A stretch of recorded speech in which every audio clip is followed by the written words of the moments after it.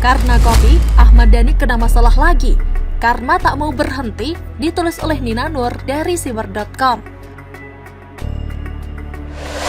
Sebelum kita lanjut, jangan lupa subscribe dan nyalakan loncengnya agar Anda menjadi yang pertama mendapatkan informasi dari jurnal terupdate. Dulunya, Ahmad Dhani ini berasa gagah sendiri dan merasa tidak bakal kena jerat hukum. Jadi sikapnya ya seperti itu, pongah.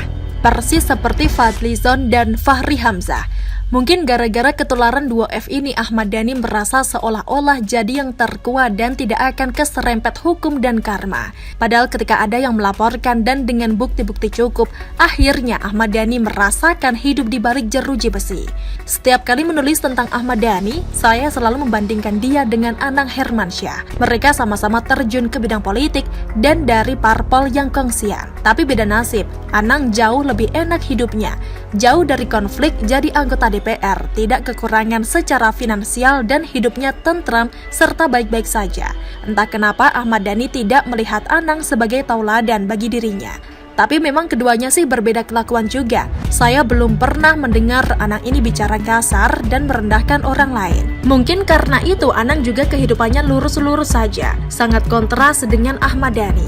Saya nggak kepo, hanya mengajak pembaca untuk belajar dari kehidupan orang-orang ini. Kembali ke Ahmad Dhani, mungkin dia ini salah satu orang yang mendapat kutukan karma dari Ahok dan siapapun yang pernah dia sakiti hatinya. Soalnya makin kesini nasibnya sial melulu. Mau jadi pejabat pemerintah gagal karena kasus hukum lalu masuk penjara. Ketika sudah beberapa hari di penjara, dia mengeluhkan ada masalah keuangan. Karena katanya dia tidak bisa mencari nafkah gara-gara masuk penjara. Lalu ada pihak yang mau mengadakan konser yang katanya hasilnya akan disumbangkan ke keluarga Ahmad Dhani. Ini pun gagal, perizinannya nggak beres dan tiketnya nggak laku. Pasca Pileg 2019, Ahmad Dhani pun jadi caleg gagal. Gagal lolos ke Senayan.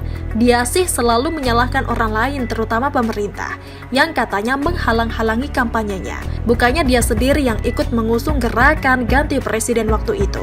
Lalu mendapat penolakan dari masyarakat ketika dia mau deklarasi di beberapa wilayah karena dikhawatirkan akan jadi rusuh. Tentu yang punya wilayah gak bakal mau kedatangan orang yang berpotensi mengakibatkan rusuh. Wajar kan kalau ditolak? Nah, rupanya karma yang diterima Ahmad Dhani tidak juga berhenti. Apes terus dia ini. Sebuah berita kemarin menarik perhatian saya. Dilansir suara.com dan liputan6.com, Badan Pengawas Obat dan Makanan atau Badan POM telah menemukan dan menyita 4 truk produk kopi impor ilegal dengan merek Pak Belalang.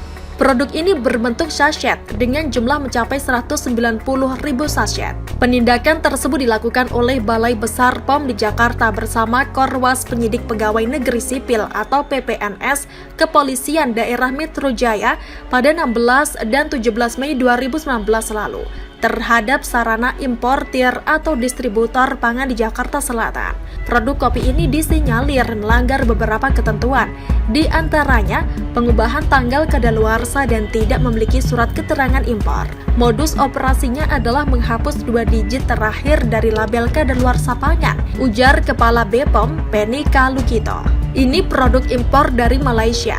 Tidak ada surat keterangan impor, ditengarai bisa jadi masuk tidak resmi, artinya ada aspek pendapatan pemerintah, pajak yang tidak masuk, kata Penny. Produk impor ini tidak memiliki surat keterangan impor atau SKI dari BPOM. Selain itu, pencantuman slogan Rajanya Kopi Nusantara juga dinilai melanggar dan bisa merusak pasar kopi di Indonesia karena produk tersebut adalah produk impor.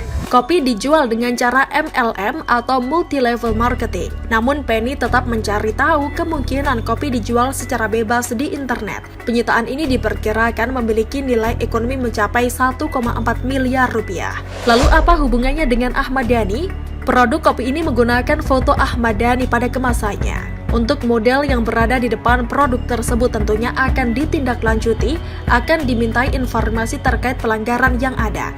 Ujar Penny, kami akan tindak lanjuti karena dia harus memberikan informasi terkait berbagai pelanggaran yang ada di dalam produk tersebut. Penny menegaskan, apes banget ya Ahmad Dhani ini, bahkan sepertinya nasib apes itu yang menemukan Dhani, dimanapun dia berada. Dia pasti tidak menyangka bahwa menjadi model sebuah kopi bisa bikin dia berurusan lagi dengan pihak berwenang. Karma seakan tidak berhenti. Mungkin Dhani perlu bertafakur, perlu merenungkan berbagai perbuatannya di masa lalu, mencoba mencari tahu siapa saja yang pernah dia sakiti. Apalagi kan sekarang lagi bulan puasa, semoga nasib kita tidak seperti dia dan kita selalu dianugerahi keberuntungan tiada hentinya. Untuk jadi pelajaran buat kita semua. Demikian kura-kura.